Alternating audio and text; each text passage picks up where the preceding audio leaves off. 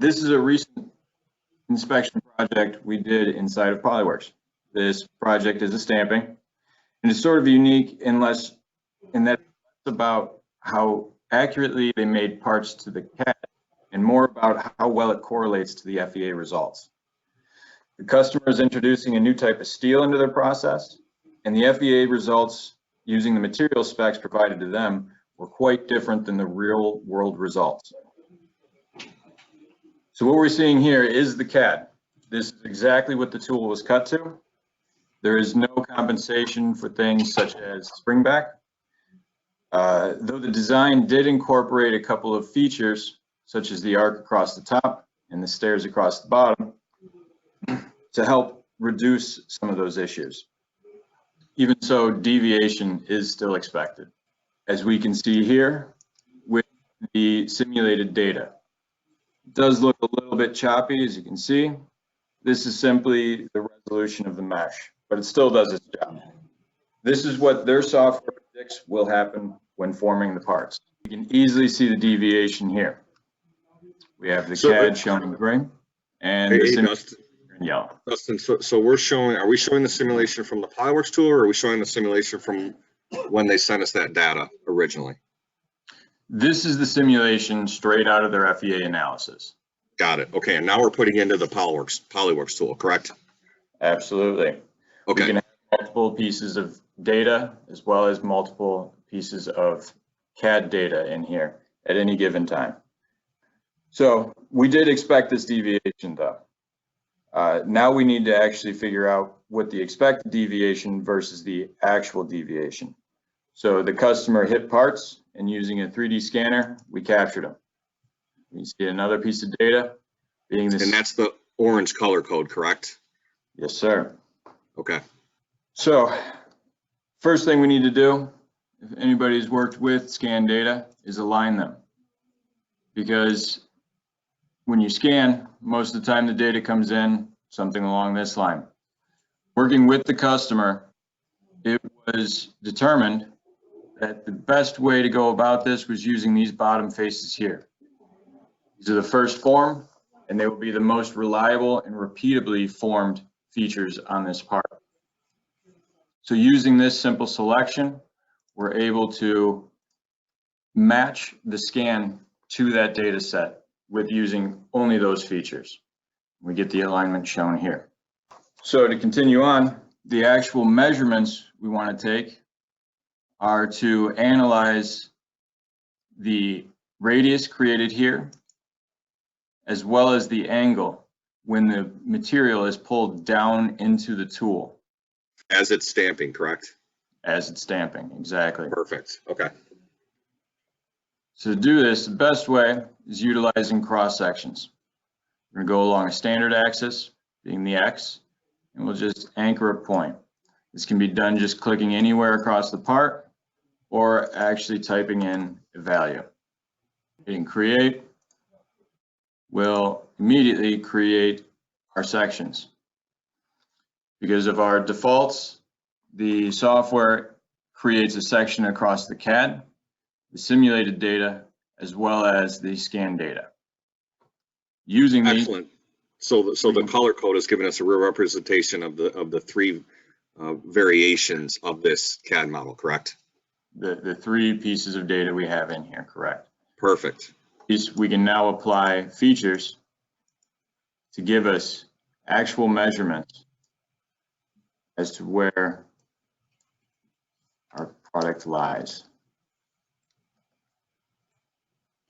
So again, Dustin, you're showing, right? You're showing the different data points, whether it's nominal, right? What are the deviations based on the specific areas that we're looking at within that part? Yes, so what we have here are dimensions applied to it, and we do get a deviation because we have nominal geometry. That's expected, right? Yes. So with this, we expected some deviation because we can see it. These measurements are applied to the scan data. We can even go in and duplicate these measurements, creating something on the actual scan data or the simulated data set, showing the variation between our scan data and our simulated data. So this process can be as many times as required, giving us measurements all across our part. Once the measurements have been applied, we'll go ahead and come up with a easier to transfer data. So for this, we're going to create a report using a standard template inside of Polyworks or a template that has been created by the user. We'll go ahead and create the deliverable. We're capturing the information you just showed, right? We're capturing that information in a report, whether it's like an Adobe or a PDF or that type of file format, correct? Yes, so typical formats are PDF, Excel.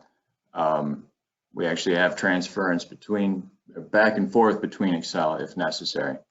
But yes, any of these images can be captured, and all images, including the images of everybody's favorite, the color maps, you're showing deviation through colors.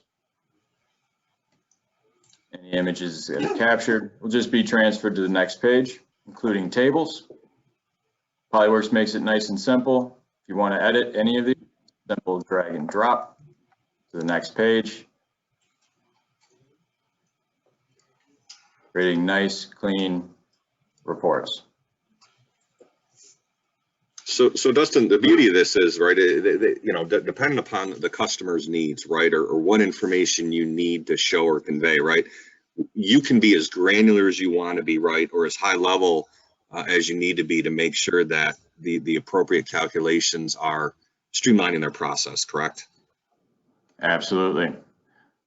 All the information can be shown as well as modified to show as little or as much information as possible or required. At the end of the day, once these are created, one last thing I'd like to show that is done through the creation of these. Since this was a multi-piece study, there were many pieces done inside of this.